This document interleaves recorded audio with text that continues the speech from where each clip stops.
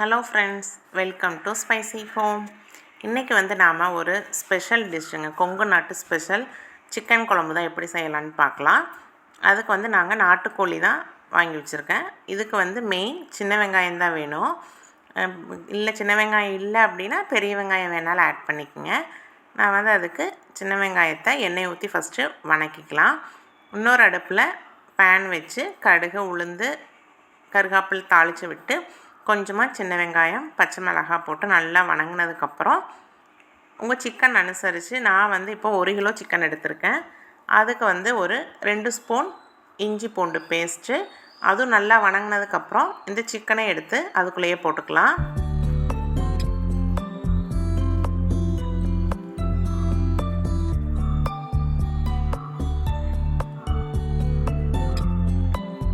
இப்போ அந்த சிக்கன் வந்து இஞ்சி பூண்டு பேஸ்ட்டோட தேவையான அளவுக்கு உப்பையும் போட்டுருங்க.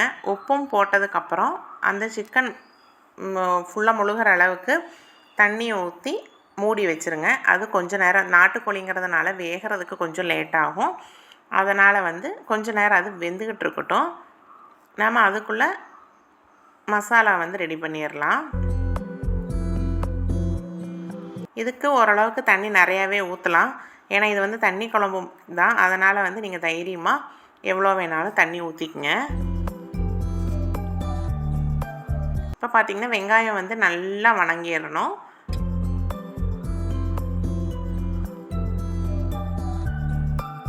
இதுக்கு கூட பார்த்திங்கன்னா கொஞ்சம் எண்ணெயும் கொஞ்சம் தண்ணி, சும்மா ஒரு 2 ஸ்பூன் தண்ணி ஊற்றி வணக்கினீங்கன்னா நல்லா சீக்கிரம் வெந்துடும் வெங்காயம். இது கூடவே நான் வந்து கறி குழம்பு தூள், இது வந்து நம்ம வீட்டிலே ரெடி பண்ணது. அது வந்து உங்களுக்கு எவ்வளோ கிரேவி வேணுமோ அதுக்கு தகுந்த மாதிரி நீங்கள் ஆட் பண்ணிக்கங்க. நான் வந்து அதில் 4 ஸ்பூன் கறி குழம்பு தூள் போட்டிருக்கேன். கூடவே garam masala 1 teaspoon, chicken masala 1 spoon, கூடவே மஞ்சள் தூள். இந்த கறி குழம்பு தூள்லேயே மஞ்சள் போட்டு தான் அரைச்சிருக்காங்க. இருந்தாலும் கொஞ்சம் கலர் பத்தாதுங்கிறதுனால நான் கொஞ்சமாக மஞ்சள் தூளும் கூட ஆட் பண்ணி இதை நல்லா கலக்கி விட்டுட்டு ஆற வச்சுருங்க. ஆறினதுக்கப்புறம் இதே வந்து நம்ம மிக்ஸி ஜாரில் போட்டு அரைச்சிக்கலாம். இப்போ ஆறிடுச்சு. இதே மிக்சியில் போட்டு நல்லா நைஸாக நல்லா ஃபைன் பேஸ்ட்டாக அரைச்சிருங்க.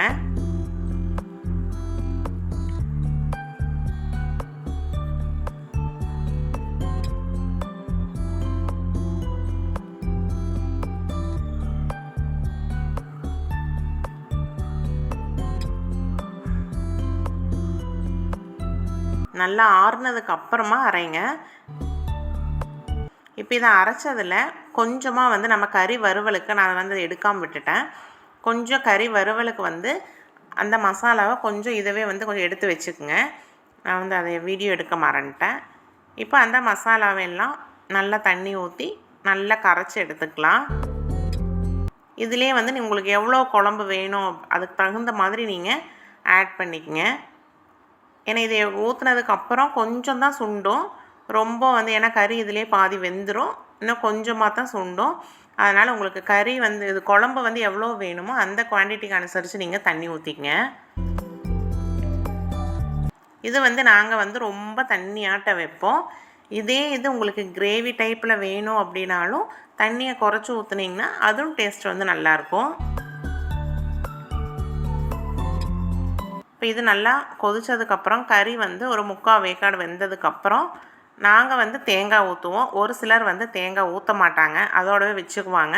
ஆனால் எங்கள் ஊர் சைடில் பார்த்திங்கன்னா நாங்கள் வந்து கொஞ்சமாக தேங்காய், பொட்டுக்கடலை, கசகசா இதை மட்டும் நல்லா நைஸாக அரைச்சி கறி வெந்ததுக்கப்புறம் இதையும் அரைச்சி ஊற்றி ஒரு கொதி வந்ததுக்கப்புறம் இறக்கிட்டோம்னா நமக்கு வந்து குழம்பு வந்து ரெடி ஆயிரும். ஒரு சிலர் வந்து இந்த தேங்காய் வந்து ஊற்ற மாட்டாங்க, நீங்கள் ஊற்றாமே வைக்கலாம், இது வந்து ஆப்ஷன் தான்.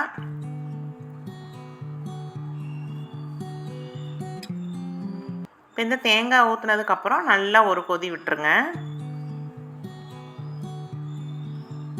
இப்போ பார்த்திங்கன்னா கறியும் வெந்துருச்சு, குழம்பும் கொதிச்சிருச்சு. இப்போ நமக்கு வந்து சிக்கன் குழம்பு வந்து ரெடி ஆயிடுச்சு.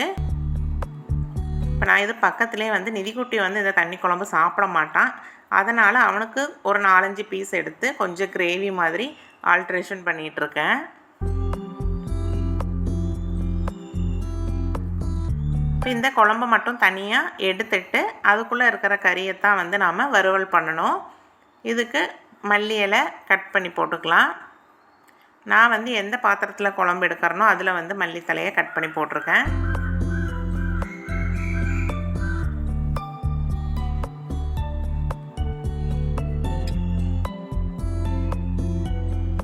இப்போ எங்கள் வீட்டில் பார்த்திங்கன்னா இந்த அளவுக்கு தண்ணியாட்டம் இருந்தால் தான் பிடிக்கும்.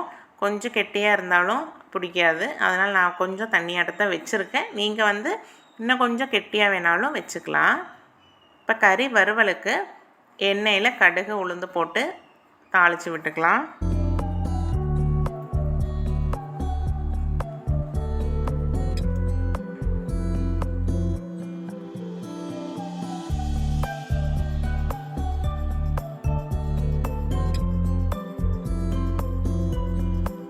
கடுகு உளுந்து பொரிஞ்சதுக்கப்புறம் சின்ன வெங்காயம், கருகாப்பில், இதுக்கு பெரிய வெங்காயம் வேணாலும் போடலாம், சின்ன வெங்காயம் வேணாலும் போடலாம். ஓரளவுக்கு நிறைய வெங்காயம் போட்டிங்கன்னா நல்லாயிருக்கும் கறி சாப்பிடையில். இப்போ வெங்காயம் வந்து கொஞ்சம் வணங்கினதுக்கப்புறம் ஒரு 3 பச்சை மிளகாயை கட் பண்ணி போட்டுக்கலாம்.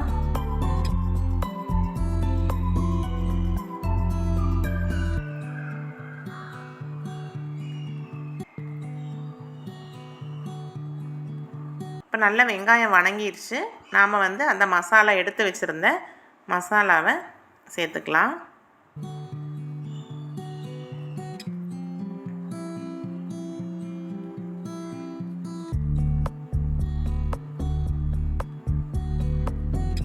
இது கூடவே வந்து கொஞ்சமாக சிக்கன் மசாலா வேணாலும் போடலாம். நம்ம குழம்புக்கு போடுற சாம்பாருக்கு போடுற குழம்புத்தூள் வேணாலும் ஆட் பண்ணிக்கலாம். ரெண்டுமே வந்து நல்லாயிருக்கும். ஒரு சிலர் சிக்கன் மசாலா போடுவாங்க, ஒரு சிலர் நம்ம சாம்பாருக்கு வைக்கிற மிளகாத்தூள் போடுவாங்க. போட்டு கொஞ்சமாக மஞ்சள் தூள் போட்டு இந்த மசாலாவுக்கு தேவையான உப்பு போட்டுக்கலாம். ஏன்னா கறி அந்த குழம்புல வந்து நம்ம உப்பு போட்டிருக்கோம்.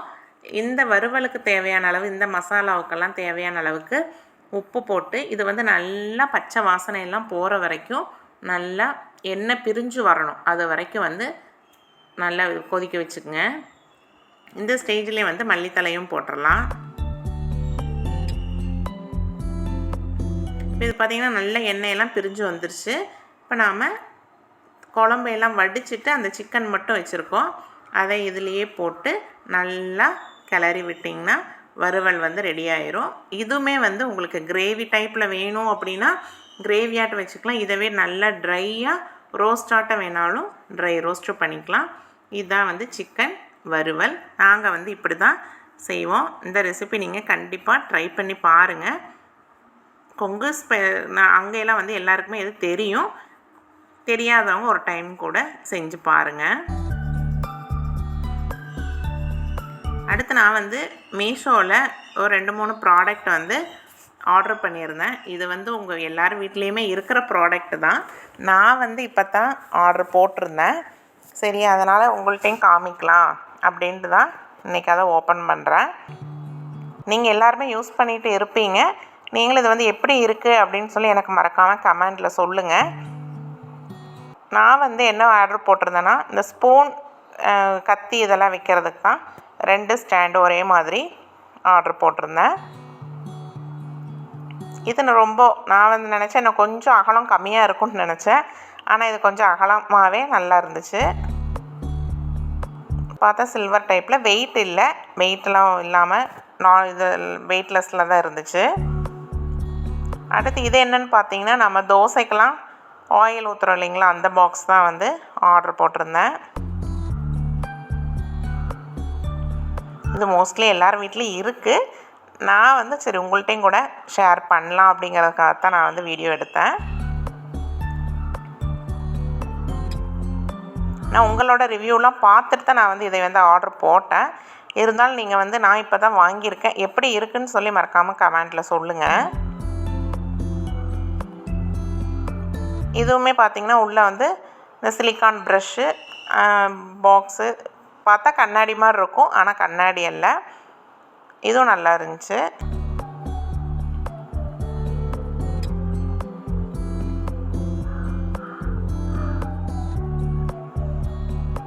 இது வந்து அங்கே வாஷர் மாதிரி இருக்குது. அது வந்து ஒரு ஏர் இதுதான், லாக்கு தான். அப்படியே நம்ம மேலே வச்சிட்டோம்னா அப்படியே லாக் ஆகிக்கும். அடுத்து இது வந்து பார்த்திங்கன்னா 12 உள்ள ஏர்டைட் ஜார் தான் வந்து ஆர்டர் போட்டிருந்தேன். இதுவுமே இதுதான் பிளாஸ்டிக், கண்ணாடி மாதிரி உள்ள பிளாஸ்டிக் தான். இது பார்த்திங்கன்னா நம்மளுக்கு எல்லாம் ஒரே மாதிரி இருக்கையில் கபோர்டு பார்த்தா அழகாக இருக்கும். நான் பெரும்பாலும் எல்லாம் அப்படி தான் வச்சுருக்கேன். இருந்தாலும் இது வந்து நமக்கு டிரான்ஸ்பரண்ட்டாக என்ன உள்ளே இருக்குங்கிறதும் வெளியில் தெரியும்.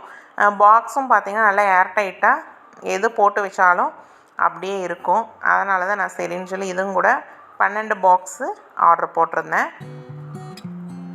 இது வந்து யாருக்காச்சும் வேணும் அப்படின்னா, இல்லாதவங்க யாருக்காச்சும் வேணும்னா சொல்லுங்கள், நான் வந்து உங்களுக்கு லிங்க் வந்து சென்ட் பண்ணுறேன். நான் வந்து மீஷோவில் தான் போட்டிருந்தேன். நீங்களே போய் பார்த்தீங்கனாலும் தெரியும். இதுவுமே நல்லா இருந்துச்சு. அதுக்குள்ளேயே மூடி இருந்துச்சு. நாம் வந்து லாக் பண்ணால் நல்லா லாக் ஆச்சு. ஓகேங்க, இது எல்லாத்துக்குமே உங்களுக்கு இந்த வீடியோ உங்களுக்கு பிடிச்சிருக்குன்னு நினைக்கிறேன். பிடிச்சிருந்துச்சின்னா என்னோடய சேனலை சப்ஸ்கிரைப் பண்ணி சப்போர்ட் பண்ணுங்கள். அடுத்து வேற ஒரு வீடியோவில் உங்களை திரும்ப வந்து மீட் பண்ணுறேன். பாய்.